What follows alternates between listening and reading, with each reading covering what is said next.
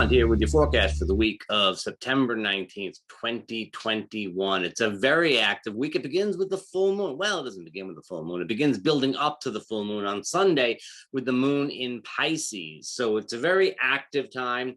Pisces, a little bit of distortion. The full moon itself on Monday is in Pisces, so there's a little bit of distortion, a little bit of exaggeration. It's an emotional, but it's kind of empathic sort of emotional energy that we have. A lot of feeling of what's going on, not necessarily taking it all that deeply internally, but our feelings will certainly be coloring everything that we perceive.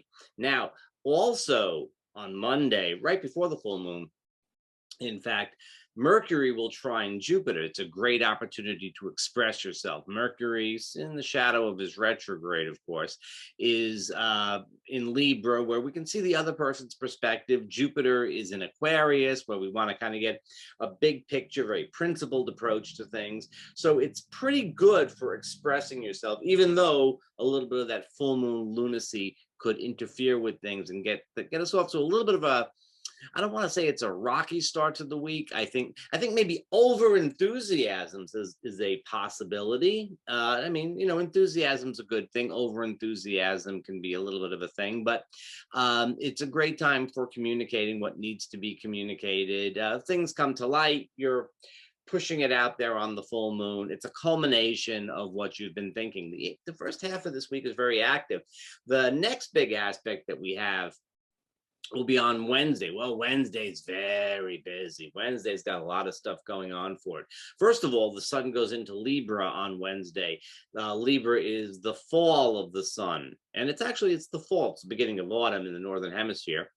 And it's the time at which the sun spends less, as soon as it hits that equinox point, it spends less time above the horizon each day than it does below the horizon. In other words, night is longer than day. And so it is considered the fall of the sun. It's one of the sun's least favorite signs because, you know, it likes to be above the horizon. The days change very quickly right around the equinox, so that we lose minutes a day. Depends a little bit on your latitude and all that, but we're quickly moving from late summer towards that more autumnal feel. Already, I think, you know, here at about 40 degrees north latitude, you know, it's pretty obvious that the days are getting shorter much faster. And then soon, no, let's not talk about standard time. It may not happen this year. Anyways, so that's one big transition that happens at 3:20 p.m. Eastern time. You know, if you're want to pay attention to the little tiny details of things. What also happens though earlier on Wednesday, and I think this is actually going to be stronger on Tuesday, is that Mercury in Libra will be squaring Pluto. Now, Mercury, Jupiter at the full moon, maybe we say a little too much, maybe we express a little too much, with a little too much enthusiasm, but generally speaking, it's a very diplomatic kind of negotiation sort of feel. Mercury square Pluto, well, that's a little bit less harmonious in this particular case. I think that, you know, you kind of want to present your case in a sort of nice, you know, presenting the case type of way. And Pluto is like holding the strings of power. And so, you know, you can make a good argument, but will it be heard? It is an aspect where you do speak truth to power. It is a time when you, I think in general, people will be less hesitant. I mean, we're still the full moon energy. We have the moon is in Aries. I mean, this is a very, very active time. So people will be expressing themselves and saying what needs to be said. And, you know, maybe they'll be heard on top of all. Now, as we go towards Tuesday, Wednesday, an aspect that is actually exact on Thursday, but let's think about it as being really a Tuesday thing. Venus will be opposite Uranus. Now, Venus is in Scorpio, and so our relationship's a little bit more particular, a little bit more you and me, very more commitment oriented. Maybe for some folks, not for you or me, but for some folks, there could be a little bit of possessiveness and jealousy and suspicion with Venus in Scorpio. And there is Uranus out there in Taurus, just ready to shake things up. And so Venus is not too comfortable with that, basically. I always say that when you have a Venus Uranus aspect, you want to try something different, maybe someone different. You want to break out of established patterns. The thing is, Venus in Scorpio isn't too crazy about breaking out of established patterns. Would be more interested in establishing patterns. Still, Uranus is over in her home sign of Taurus, so it's not like they have nothing to talk about. I would say that either change things up a little bit, break out of your patterns on Tuesday, Wednesday. Indeed, try to do something a little bit different. Don't necessarily stick to your game plan.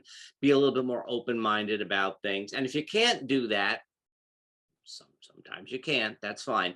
If you can't do that, I would say is a great time to be alone for a little bit. Venus goes on throughout the next couple of days, throughout Wednesday, well, throughout Thursday and into Friday. Will be making aspects to Pallas Athene, and Pallas Athene will be aspecting Juno, and the whole thing is kind of suggestive of, if things don't go great or there's some tension in relationship on Tuesday, Wednesday, then probably even maybe Monday, Tuesday, Wednesday, then I think that, there's a good potential that Wednesday, Thursday into Friday, you might be able to kind of, get things going a little bit. You might be able to repair some damage. You might be able to say what's on your mind.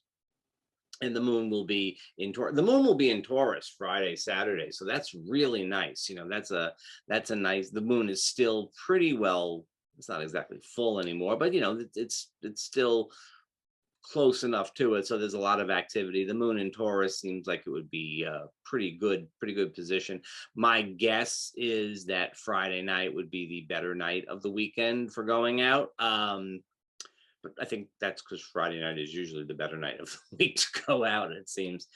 I would also say that we have a Mars-Saturn aspect coming up. Now, Mars is in Libra, where he's not particularly thrilled because, again, much like the sun, the fiery nature of Mars is not really conducive to that more diplomatic and rule-oriented. Mars just wants to go, and in Libra, he's got to fill out all the paperwork before he goes anywhere. So it's a little bit tough. On the other hand, really good for focused activity. Mars, Saturn trines are always good for focused activities, and that happens on the 25th.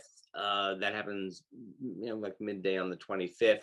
So you can look at, the 24th to 25th coming into that. And then on the 26th, the moon will again trine Mars and Saturn. And so that kind of will make a grand trine. So all the way through the weekend, all the way through, I would say Thursday, all the way through Sunday, you're going to be getting some of that kind of feel going on. Good for focused activity. Given that the moon will eventually be in Gemini, I would even say that on the back half of that, you could do a little bit of multitasking. I would think that, though, focused energy, pick your project and go with it, is the basic strategy for the end of the week. And then, of course, go out and have some fun, because it is, it's moon in Taurus that's still pretty full and stuff like that. Nice aspects throughout most of the weekend. We're really, the only thing that's there is a square to Jupiter, which is that's just more. Let's just have more fun. Let's just, maybe overdo it a little bit. The other aspects are all harmonious.